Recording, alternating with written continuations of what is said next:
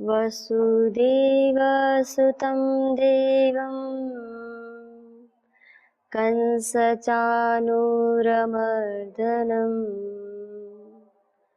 देवकी परमानन्दं नमामि योगेश्वरम्। अखण्डमण्डलाकारं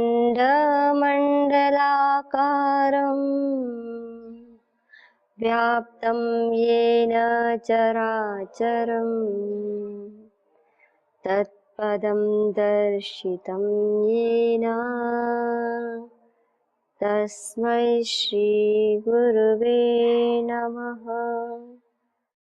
तस्मै श्रीगुरुवे नमः। गीता स्वाध्याय में आप सभी का स्वागत है। हम सभी श्रीमद् भगवद गीता के चतुर्थ अध्याय का स्वाध्याय कर रहे हैं और अभी तक हमने कल के एपिसोड में देखा कि योगेश्वर जी ने पहले ज्ञान की महिमा को बताया कि ज्ञान कहाँ जाकर प्राप्त करना है।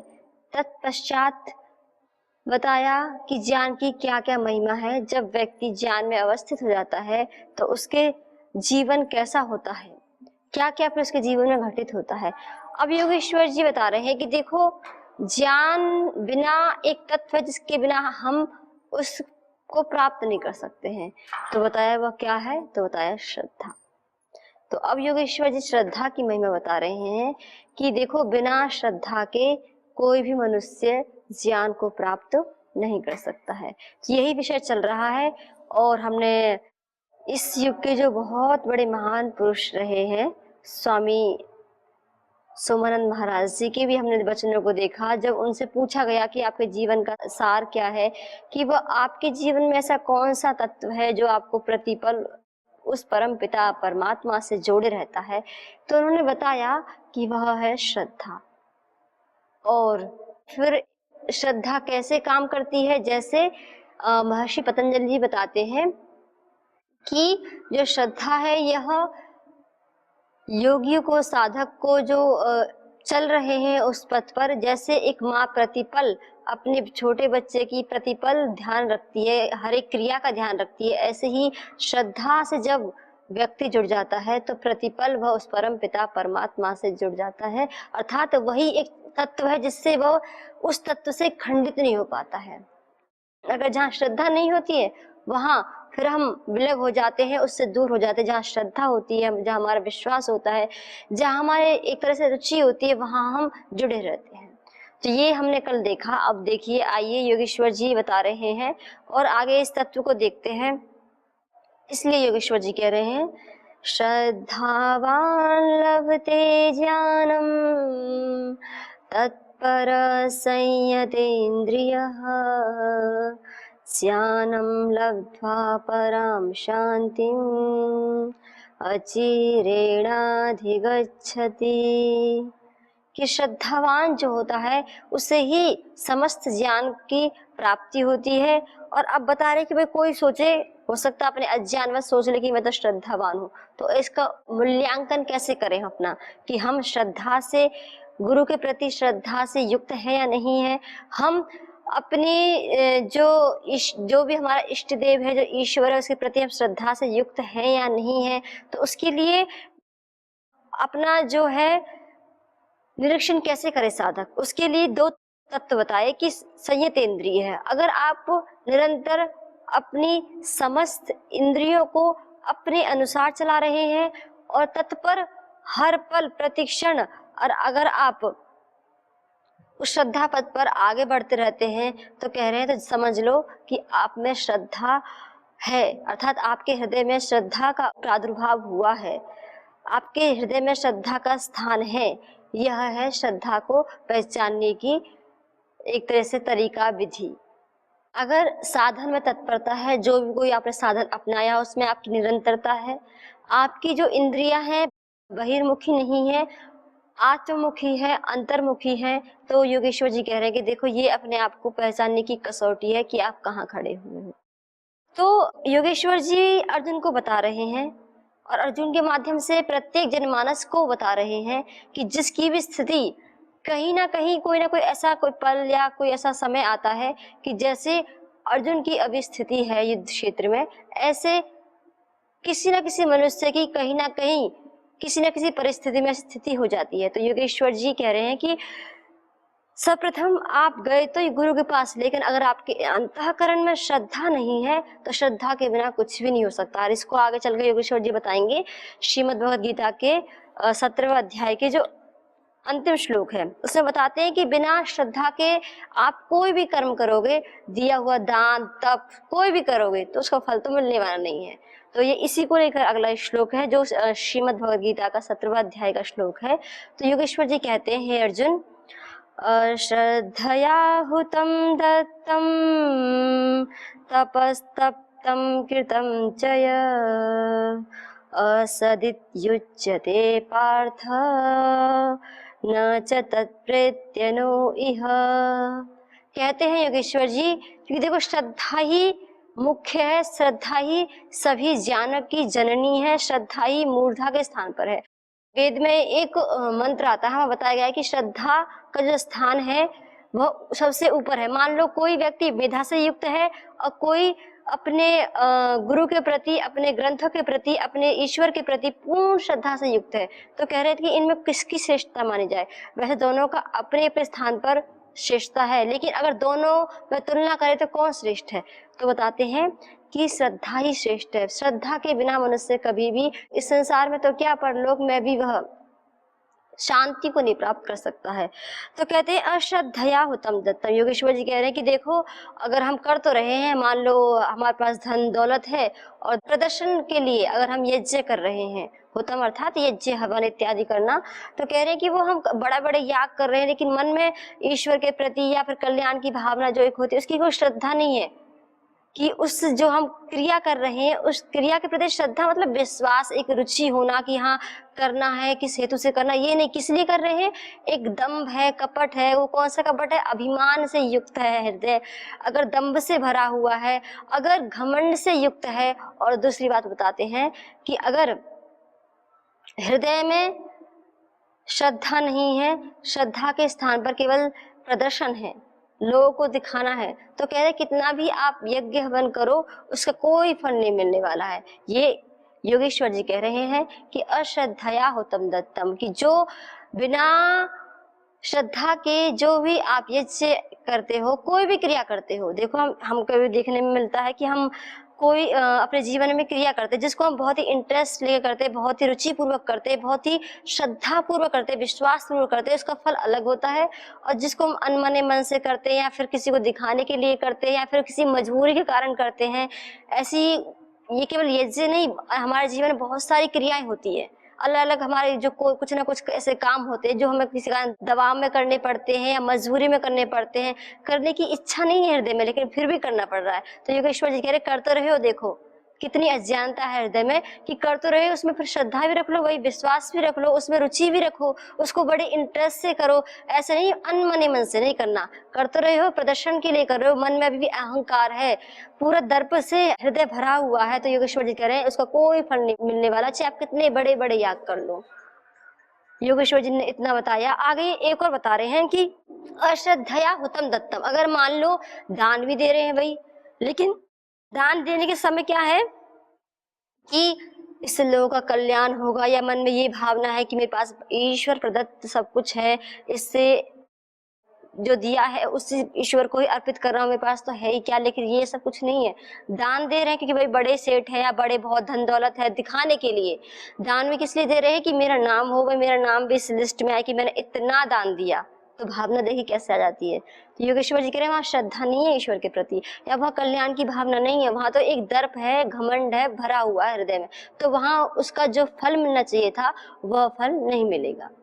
तो अगर वह फल चाहिए किसी भी क्रिया का, हमको उस कार्य को बड़ी ही श्रद्धा पूर्वक करना होगा। आगे योगेश्वर जी कहते हैं कि यज्ञ दान तप, और कुछ मनुष्य ऐसे भी होते हैं तप कर रहे होते, तप की अनेकों विधाएं हैं, कुछ अलग अलग प्रकार से तप करते हैं, कुछ शरीर को एकदम अलग अलग क्रियाएं होती हैं। और लेकिन जो महर्षि पतंजलि के अनुसार तो तप की जो परिभाषा बताई है वह बताई है कि जब आपके जीवन में जीवन है, कभी सुख भी आते हैं कभी दुख भी आते हैं, तो कहते हैं इन द्वंद्वों में जो सम रहता है ना वही उसके लिए परम तप है। कि देखिए इन ऐसी स्थितियों में हमारे समक्ष जो ऐसी स्थिति आती है, कभी कभी बहुत ही विकट स्थिति आती है, कभी कभी बहुत जीवन में सुख के भी पल होते हैं, तो महर्षि पतंजलि कहते हैं कि उन दोनों में जो अपने अंतःकरण की चेतना को सम बनाए रखता है, दुख में बिल्कुल गिर नहीं जाता है कि अब तो मतलब बिल्कुल ही अपना जो है आत्म तत्व को खो देता है, और खुशी में भी अपने आप को भूल जाता है, उन पदार्थों में ही रम जाता है। तो पतंजलि जी कह रहे हैं, महर्षि पतंजलि कहते हैं कि इन दोनों में अपने आप को सम रखना तप है। और एक संसार को दिखाने के लिए भी कुछ लोग तप करते हैं, अलग अलग प्रकार के तप होते हैं, लेकिन मन में उसके प्रति कोई श्रद्धा ये सब कुछ नहीं होता है, केवल मन में अहंकार भरा हुआ, दर्प भरा हुआ, लेकिन इस संसार को दिखाने के लिए, प्रदर्शन के लिए कुछ अनेक अनेक प्रकार के कठोर कठोर तप को अपनाते हैं। तो योगेश्वर जी कह रहे हैं कि अगर उसमें भी अगर आपकी श्रद्धा नहीं है तो कह रहे हैं कि वो सब व्यर्थ है। तो श्रद्धा की इतनी बड़ी महिमा की जो हमने अभी श्लोक देखा है, ये 17वें अध्याय का श्रद्धा त्रय विभाग योग नाम अध्याय का ही है, तो इसमें श्रद्धा की महिमा को बताया गया है। तो अब योगेश्वर जी ने कहा कि श्रद्धावान लभते ज्ञानम, कि जो श्रद्धा से युक्त होता है उसी को ज्ञान की प्राप्ति होती है। फिर कहा ज्ञानम लब्ध्वा पराम शांतिम, कि जो ज्ञान को प्राप्त करके मनुष्य क्या करता है, फिर एक तुरंत ही जैसे ही मनुष्य के अंतःकरण में ज्ञान उत्पन्न होता है, तुरंत ही वह एक अचिरम, बिना देर किए, बिना विलंब के, तत्काल ही भगवत प्राप्ति रूप जो परम शांति है उसको प्राप्त कर लेता। वास्तव में ऐसे होता है कि जब हम अज्ञानी होते हैं, हमको ज्ञान नहीं होता है, तब हमारी जो मन की बेचैनी रहती है, हम इधर उधर भटकते रहते हैं, और जैसे ही हमें ज्ञान मिलता है, जैसे ही हमारे अंतःकरण में ज्ञान की एक किरण आती है, तुरंत हमारा हृदय शांत हो जाता है, तुरंत हमारा मन शांत हो जाता है, एक परम शांति की हमें एक परम शांति मिल जाती है। उसी को योगेश्वर जी कह रहे हैं कि ज्ञानम लब्ध्वा, जैसे ही मनुष्य के अंतःकरण में ज्ञान की प्राप्ति होती है, तुरंत क्या होता है, एक शांति को प्राप्त करता है। अब वो कैसा, अविलंब, की देरी नहीं होती है, जैसे ही कोई प्रकाश, कोई ज्ञान की किरण उसके अंतःकरण में प्रवेश की, तुरंत मनुष्य, हमारे जीवन में भी ऐसे कभी कभी होता है कि हम बहुत ही बेचैन है, मन बहुत व्याकुल है, किसी भी स्थिति को लेकर पता नहीं आ रहा है कि किम कर्तव्य विमूढ़, क्या करना है क्या नहीं करना, लेकिन किसी ने कुछ बता दिया तो हाँ समाधान मिल जाता है, तुरंत मन शांत हो जाता है। तो वही योगेश्वर जी बता रहे हैं। अब अगले जो श्लोक है उस श्लोक में योगेश्वर जी चेतावनी दे रहे हैं। यहाँ तो अभी बताया कि श्रद्धा का क्या लाभ है। अब अगर हम श्रद्धा से युक्त नहीं हैं, अपने गुरुजनों के प्रति, अपने सद्गुरु के प्रति, अपने ग्रंथों के प्रति, अपने जो हमारे इष्ट देव या फिर जो हम कहें अपने ईश्वर के प्रति, अगर हम श्रद्धा से युक्त नहीं है तो सावधान होने के लिए कह रहे हैं। योगेश्वर जी क्या कहते हैं, तो आइए इसी का हम अब श्रवण करते हैं। योगेश्वर जी कहते हैं, अर्जुन अज्ञश्चा श्रद्धानश्च संशयात्मा विनश्यति, नायं लोकोऽस्ति न परो न सुखम संशयात्मनः। क्या कह रहे हैं, अज्ञश्चा श्रद्धानश्च, कि जो अज्ञ अर्थात जो विवेकहीन है, अर्थात क्या करना क्या नहीं करना है, तभी स्थिति आती ना, जो किस तरीके से कार्य करना किस तरीके से नहीं करना है, तो उसको कहा योगेश्वर जी ने, वो कैसा विवेकहीन है, जिसको विवेक ही नहीं है, और जो कैसा है श्रद्धा रहित है, और कैसा है संशय, गुरु की शरण में तो गया लेकिन बहुत सारे संशय पाल रखे हैं। और संशय की निवृत्ति कहते हैं महापुरुष जन तभी होती है जब तक हम पूर्ण रूप से जिस सदगुरु की हमने शरणागति ली है, अगर उनके शरण में जाकर अगर हम उनकी बताई हुई बातों पर, उनकी बताई हुई उपदेशों पर, उनकी बताई हुई आज्ञा पर नहीं चलते हैं, और अपने मन में कहीं से जो सुनी हुई बातें हैं उनके अनुसार चलते रहते हैं, फिर इससे क्या होता है, हृदय में बहुत सारे डाउट, संदेह जो होते हैं, संशय होते हैं, वो उत्पन्न हो जाते हैं। तो योगेश्वर जी कह रहे अज्ञश्चा श्रद्धानश्च, कि जो विवेकहीन है, जो कैसा है श्रद्धा से रहित है, जो संशय से युक्त है, वो क्या था विनश्यति, उसका तो विनाश अवश्य है। वास्तव में मान लो हमने किसी को अपने जीवन में गुरु के रूप में स्वीकार तो किया, लेकिन श्रद्धा पूर्वक नहीं किया, अर्थात अभी भी पूर्ण रूप से नहीं किया, कुछ कुछ बातें मान रहे हैं, कुछ कुछ बातें नहीं मान रहे हैं, ठीक है, चल रहा है जीवन। और जीवन बहुत सारे, क्योंकि जब तक हम पूर्ण रूप से जिस सदगुरु के हम शरण में गए हैं, जिस आचार्य के हम शरण में गए हैं, जब हम भगवान की शरण में जाते पूर्ण रूप से अगर हम समर्पित नहीं होते तो वहाँ अवश्य क्या होता है, वहाँ अवश्य संशय पैदा होते हैं। और योगेश्वर जी कहते हैं कि हे अर्जुन, श्रद्धा तो नीम है, नीम जैसे एक गृह बनाने के लिए हमें एक नीम का निर्माण करना पड़ता है, तत्पश्चात घर का निर्माण किया जाता है। तो ऐसे ही अगर आपको सदगुरु की शरण में जा रहे हो, अगर उनकी शरणागति को प्राप्त करना है तो उसकी नीम पूर्ण क्या है, सबसे पहले नीम क्या है, वह है श्रद्धा। अगर श्रद्धा ही नहीं है तो फिर क्या होगा, वहां ज्ञान कहाँ ठहरेगा, वहां तो कुछ होगा ही नहीं। जैसे कि अगर नीम ही नहीं बनी तो क्या होगा, घर गिर जाएगा। अगर नीम बिना तो घर ठहर ही नहीं सकता है। तो ऐसे ही श्रद्धा बना तो किसी भी साधक का जीवन आगे नहीं बढ़ सकता। जब तक सदगुरु के चरणों में, उनकी शरणागति में अगर हमारी श्रद्धा नहीं है, तो योगेश्वर जी कह रहे हैं कि हे अर्जुन, वह संशय आत्मा अवश्य ही किसको प्राप्त होता है, विनाश को प्राप्त होता है। यहाँ सचेत कर रहे हैं कि देखो सावधान, आपने किसी को अपना गुरु तो माना लेकिन पूर्ण रूप से नहीं माना, आधे अपने मन की बातें कर रहे हैं और अपने संशय में डूबे हुए हैं। तो योगेश्वर जी कह रहे हैं कि देखो ऐसा संशय आत्मा जो अज्ञानी है, विवेकहीन है, ऐसा जो श्रद्धा से रहित है, हे अर्जुन, वो एक दिन अवश्य ही क्या होगा, विनाश को प्राप्त होगा। यहाँ योगेश्वर जी क्या बताना चाह रहे हैं कि देखो, अगर हम अर्जुन की स्थिति देखें, अर्जुन की स्थिति क्या है, वो भी तो संशय से युक्त है, इतने बड़े महापुरुष की शरण में है, फिर भी संशय है। क्या संशय है, संशय ये है कि अगर मैं मेरे समक्ष जो खड़े हुए मेरे गुरुजन हैं या मेरे स्वजन हैं, मेरे रक्त से संबंधी हैं, अगर मैं इनको मार दूंगा तो मुझे पाप लगेगा, लोग मेरी क्या चर्चा होगी कि इतना बड़ा महावीर जिसने अपने ही परिवार को मार दिया। अलग अलग प्रकार के, और तो क्या होगा कि सब कुछ छिन्न भिन्न हो जाएगा। और फिर एक संशय आता है अर्जुन के मन में कि दूसरे अध्याय में बताते हैं कि ये मतलब हम जीतेंगे या फिर कौरव जीतेंगे। बहुत सारे संशय से अर्जुन घिरा हुआ है। तो योगेश्वर जी अर्जुन को माध्यम बनाकर प्रत्येक जनमानस को सचेत कर रहे हैं कि जैसे अर्जुन एकदम विकट स्थिति में है, उसे पता ही नहीं है कि उसको ऐसा लग रहा है कि युद्ध करना चाहिए नहीं करना चाहिए, उसको बस बार बार यही आ रहा है कि मेरे समक्ष मेरे जो है स्वजन हैं, जिन्होंने मुझे शस्त्र ज्ञान दिया वो गुरुजन भी हैं और मुझसे ज्येष्ठ भी हैं, और तो और कि अगर मैं मान लो युद्ध करूंगा तो क्या मेरी जीत होगी, इनकी जीत होगी, या फिर मान लो मेरी जीत हो भी गई तो संसार मुझे क्या कहेगा। ऐसे बहुत सारे संशयों से घिरे हुए हैं अर्जुन। ऐसे ही हमारे जीवन में भी कभी कभी ऐसा होता है। ये तो युद्ध की बात है, देखा जाए तो जीवन जो हमारा है सबका एक संग्राम के जैसा, ये पल पल हमें कहीं ना कहीं किसी ना किसी स्थिति में एक युद्ध से निकलना पड़ता है। अपने आप को हर एक स्थिति से जीत कर उससे आगे निकलना पड़ता है। कोई ना कोई स्थिति जीवन में आई जाती है। जीवन है, जीवन को कहा ही है महापुरुषों ने संग्राम, कि जीवन एक संग्राम के जैसे है, उसको पल पल जीतना पड़ता है। लेकिन कभी कभी हम इतने संशय आत्मा हो जाते हैं, हम और ऐसी संशय बढ़ जाते हैं कि हमें अपने गुरु जिनको हमने गुरु माना या भगवान पर हमारा विश्वास हट जाता है, हम श्रद्धा से रहित हो जाते हैं। तो फिर योगेश्वर जी कहते हैं कि देखो उसका तो कोई उपाय नहीं है, उसका तो विनाश ही निश्चित है। तो योगेश्वर जी कह रहे हैं कि हे अर्जुन, जैसे तुम संशय से घिरे हुए हो, तुम्हारे अंतःकरण संशय को घेर रखा है, इतने बड़े महापुरुष की शरणागत होते हुए अपने योगेश्वर को अपना आचार्य मान रहे हैं, फिर भी संशय से घिरे हुए हैं। तो योगेश्वर कह रहे हैं कि नहीं, अगर ऐसा कोई भी साधक करेगा तो उसका विनाश तो अवश्य ही निश्चित है। और क्या बताते, नायम लोकोस्ति न परो, कि हे अर्जुन, परलोक तो क्या, क्योंकि हमारी भारतीय परंपरा में ऐसी परंपरा है कि हम ऐसा मानते हैं कि हम जो भी कर्म करते हैं उससे हमारा परलोक जहाँ हम रह रहे हैं ये लोग दोनों सिद्ध होते हैं।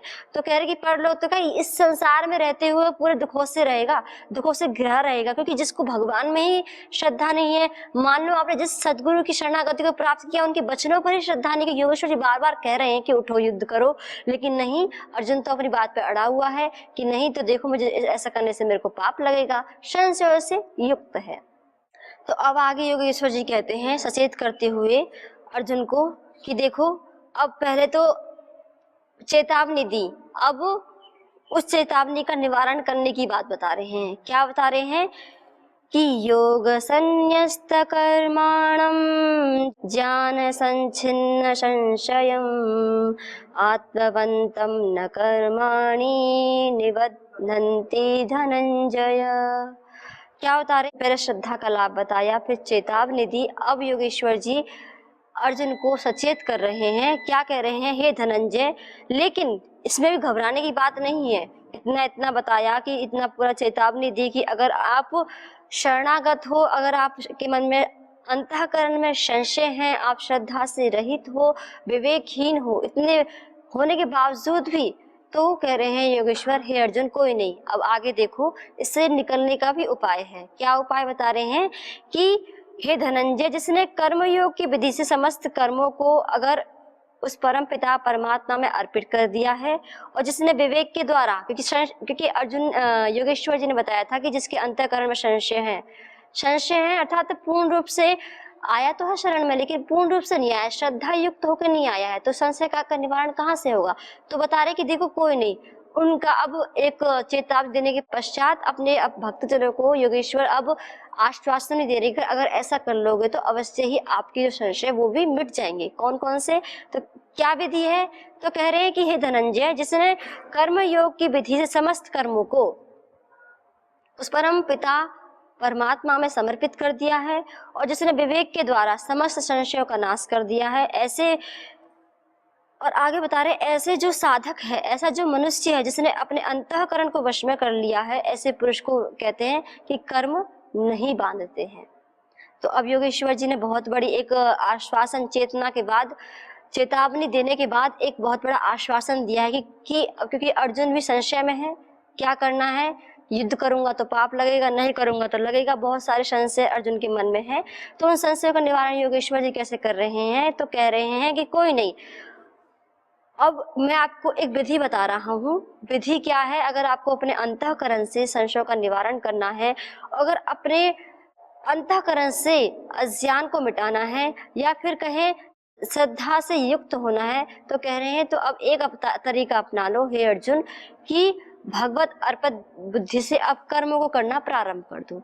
क्योंकि अर्जुन युद्ध के लिए उठ नहीं रहा था, तो योगेश्वर जी कह रहे हैं कोई नहीं, अब जितना हो गया उस वो ठीक है, अब क्या करो, अब युद्ध के लिए उठो। अपने संशय को मैं कह रहा हूँ कि युद्ध करो तो करो, उसमें ये नहीं सोचना, ये संशय नहीं रखना कि अगर मैं इनको युद्ध करूंगा तो आगे चल के लोग मेरे क्या सोचेंगे कि अपने स्वजनों को ही मार दिया, या फिर जो है पूरा परिवार नष्ट हो जाएगा, या फिर इसमें हमारी जीत होगी या कौरव की जीत होगी। जो इतने प्रकार के संशय आपके अंतःकरण में है, तो इन सबको छोड़ दो, और केवल अब क्या बताना चाह रहे हैं कि केवल अब ये सोचो कि मुझे एक कर्म करना है, युद्ध रूपी कर्म, और कैसे करो? भगवान के अर्पित होके करो। तो इससे क्या होगा हे अर्जुन, सुनो, तुम्हारे जितने भी संशय है ना, उनका निवारण हो जाएगा, और जो इससे धीरे धीरे जो है फिर आपके अंतःकरण से जो इतना अज्ञान ने मलिनता ने जो आपके अंतःकरण को घेरे हुए है, उसका भी धीरे धीरे वो जो पर्दा है वो भी धीरे धीरे हटने लग जाएगा।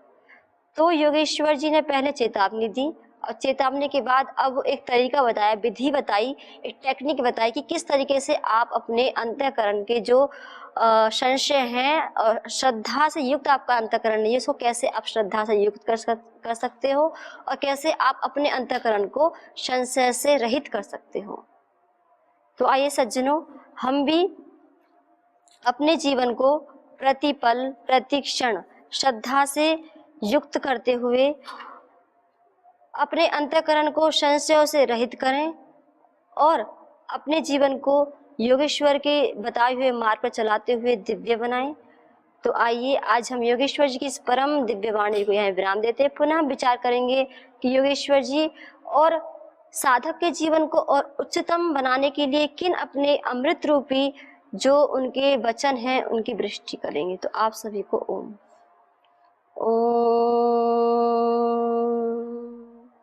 शांति शांति शांति।